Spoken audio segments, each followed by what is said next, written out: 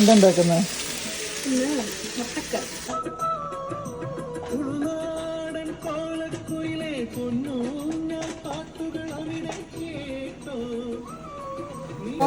North Indian സ്റ്റൈലാ? ഇതെന്താ ഈ കരിഞ്ഞിരിക്കുന്ന സാധനം? അത് കഴിഞ്ഞല്ല, നെയ്യ് ഉണ്ടാക്കിയതാണ്. നെയ്യോ?